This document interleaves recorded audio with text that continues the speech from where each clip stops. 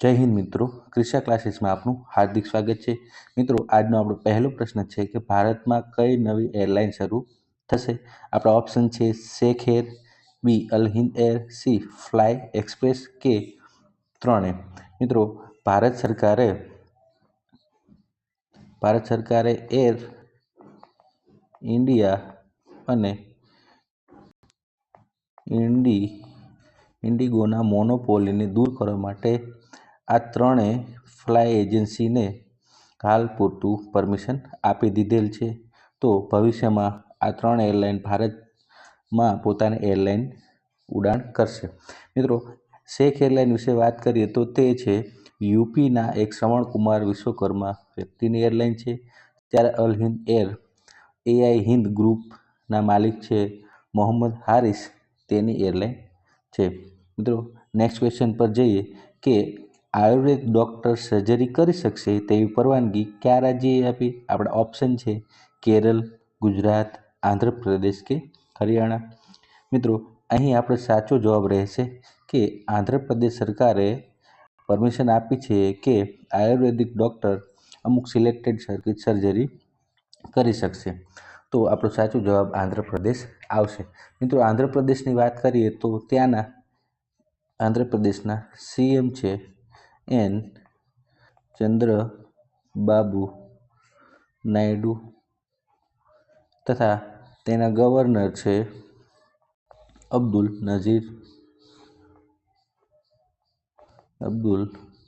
નઝીર તથા તેની વિધાનસભાની સીટ છે 175, જ્યારે રાજ્યસભાની સીટ છે 11 અને લોકસભાની સીટ છે 25। મિત્રો, આપણે ખાસ યાદ રાખવું જોઈએ કે ચંદ્રબાબુ નાયડુના જ સહયોગથી નરેન્દ્ર મોદી સરકાર પોતાની આગળની ટર્મ શરૂ કરી શકે છે।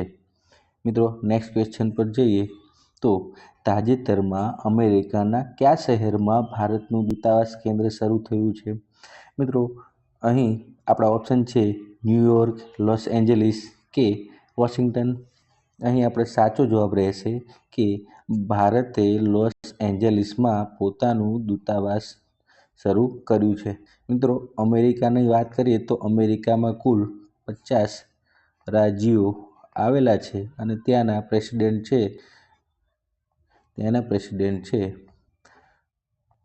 ડોનાલ્ડ ટ્રમ્પ, જે ટ્વિટર પર ખાસા એવા એક્ટિવ વ્યક્તિ છે। મિત્રો, નેક્સ્ટ ક્વેશ્ચન પર જઈએ કે તારીખ 25/12/2025ના રોજ માનનીય પ્રધાનમંત્રી નરેન્દ્રભાઈ મોદી રાષ્ટ્રીય પ્રેરણા સ્થળનું ઉદ્ઘાટન કઈ જગ્યાએ કરશે? આપણા ઓપ્શન છે લખનઉ, બી અમદાવાદ, સી દિલ્હી કે ડી ભોપાલ। મિત્રો, અહીં આપને જણાવી દઉં કે 25/12/2025 એ માનનીય આપણા પૂર્વ વડાપ્રધાન જે છે અટલ બિહારી વાજપેયી, તેમની જન્મ જયંતિ છે અને 2025ના રોજ તેમની 101મી જન્મ જયંતિ ઉજવવામાં આ પ્રેરણા સ્થળનું ઉદ્ઘાટન કરેલ છે। મિત્રો, પ્રેરણા સ્થળની વાત કરીએ તો તે લખનૌમાં ઉદ્ઘાટન કરવામાં આવશે માનનીય પ્રધાનમંત્રી નરેન્દ્રભાઈ મોદીના હસ્તક। મિત્રો, અહીં પ્રેરણા સ્થળમાં પ્રથમ છે અટલ બિહારી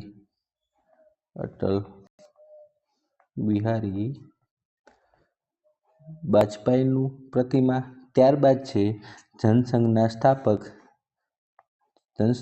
સ્થાપક શ્યામા પ્રસાદ મુખર્જી, ત્યારબાદ પંડિત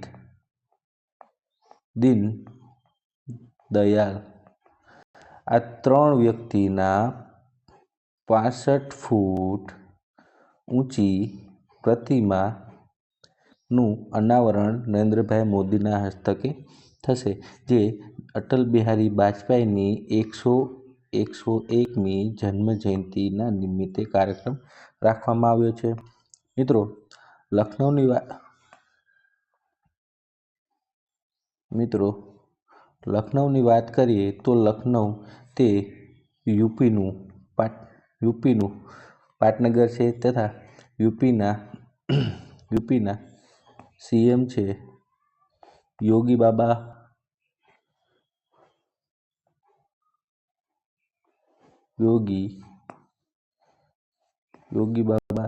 અને ત્યાંના ગવર્નર છે આપણા આનંદીબેન પટેલ. મિત્રો અહીં આપણે અટલ બિહારી વિશે થોડીક ચર્ચા કરી લઈએ. મિત્રો અટલ બિહારી વાજપેયી ભારતના 10મા પ્રધાનમંત્રી રહી ચૂક્યા છે તથા તેમને ભારતના ઇતિહાસના સૌથી ટૂંકા દિવસો માટે પ્રધાનમંત્રી રહી ચૂક્યા છે, જે ફક્ત 13 દિવસ માટે પ્રધાનમંત્રીનું પદ તેમને સંભાળ્યું હતું.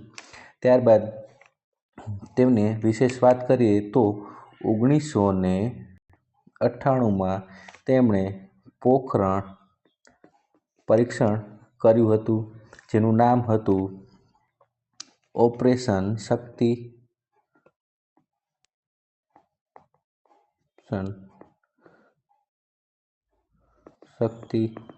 પોખરણ 2 હતું અને પોખરણ 1 મિત્રો આપણે સૌ જાણીએ છીએ કે 1974માં ઇન્દિરા ગાંધી દ્વારા પોખરણ 1 થયું હતું અને તેનું નામ હતું સ્માઇલિંગ બુદ્ધા. મિત્રો અટલ બિહારી વાજપેયીને 2015માં ભારત રત્ન એવોર્ડથી સન્માનિત કરવામાં આવ્યા હતા. મિત્રો નેક્સ્ટ ક્વેશ્ચન પર જઈએ તે પહેલાં આપણે જણાવી દઉં કે વિડીયો આપને પસંદ આવતો હોય તો વિડીયોને લાઇક કરો, તમારા મિત્રો સુધી શેર કરો અને પ્લીઝ સબસ્ક્રાઈબ કરો, તો હું થોડો ઇન્સ્પાયર થઉં આપને નવા કન્ટેન્ટ લાવવા માટે. નેક્સ્ટ ક્વેશ્ચન પર જઈએ તો હાલમાં કયા દેશની રાષ્ટ્રીય એરલાઇન, મિત્રો અહીંયા ટાઈપિંગ ભૂલ થઈ છે, અહીં રાષ્ટ્રીય એરલાઇનની હરાજી થઈ છે. મિત્રો આપ સૌ જાણીએ છીએ કે પાકિસ્તાન દેશમાં અત્યારે મંદીનો ખૂબ જ માહોલ છે, તો તે પોતાની એસેટ્સ છે પોતાની જે મિલકત છે તે પ્રાઇવેટીકરણ તરફ જઈ રહ્યું છે. તો પાકિસ્તાનની એરલાઇન હાલમાં તેને વેચાણ થઈ છે, જે આરિફ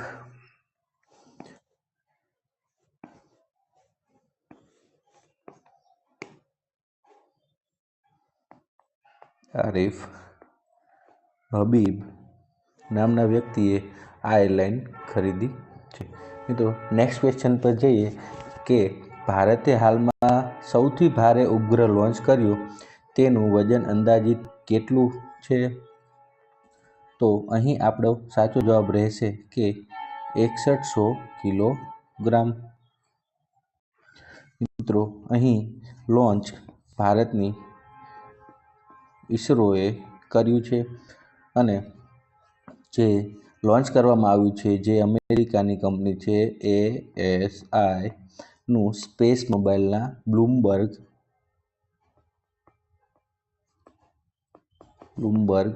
2ને અવકાશમાં છોડવામાં આવ્યું છે. આ બ્લૂમબર્ગનું વજન 6100 કિલો જેટલું હતું. આ બ્લૂમબર્ગને છોડવા માટે ઈસરોએ જે રોકેટ યુઝ કર્યું હતું તે છે LVM-3M6, જેનું નામ ઈસરોના અધિકારીઓએ તેને બાહુબલી ઉપનામ તરીકે આપ્યું છે, જે આટલો બધો વજન પોતે ઉચકીને સ્પેસમાં જઈ શકે છે. મિત્રો ઈસરો વિશે વાત કરીએ તો ઈસરોના ચેરમેન છે હાલ વી નારાયણ તથા ઈસરોની સ્થાપના 15 ઓગસ્ટ 1969માં થઈ હતી. વિક્રમ સારાભાઈના હસ્તક મિત્રો નેક્સ્ટ ક્વેશ્ચન પર જઈએ તો પવન ઉર્જામાં ભારતનું સ્થાન કેટલામું છે? મિત્રો આપણા ઓપ્શન છે પ્રથમ, દ્વિતીય કે તૃતીય. મિત્રો પવન ઉર્જામાં ભારતનું સ્થાન તૃતીય છે. પ્રથમ છે ચાઇના, ત્યારબાદ છે યુએસ. મિત્રો 2025માં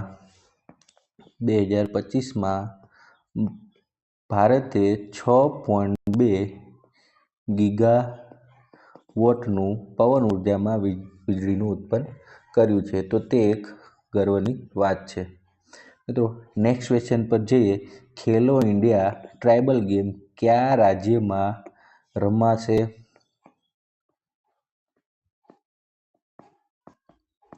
અહીં આપણા ઓપ્શન છે નાગાલેન્ડ, છત્તીસગઢ, મધ્યપ્રદેશ કે ઓડિશા. મિત્રો અહીં સાચો જવાબ રહેશે છત્તીસગઢ. મિત્રો છત્તીસગઢના બિલાસપુરમાં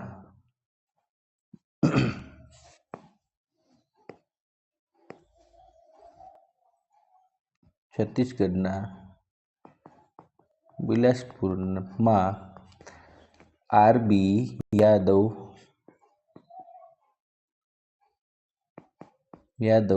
કોલેજના કેમ્પસમાં સ્ટેડિયમમાં આ ગેમ રમાશે.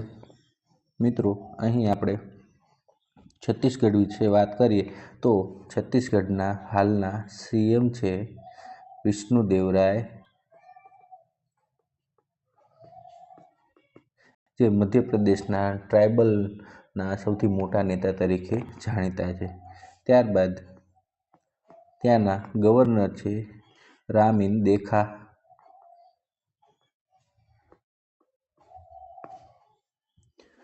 મિત્રો અહીં સુધી જોવા માટે આપનો ખૂબ ખૂબ આભાર. જય હિન્દ, જય ભારત.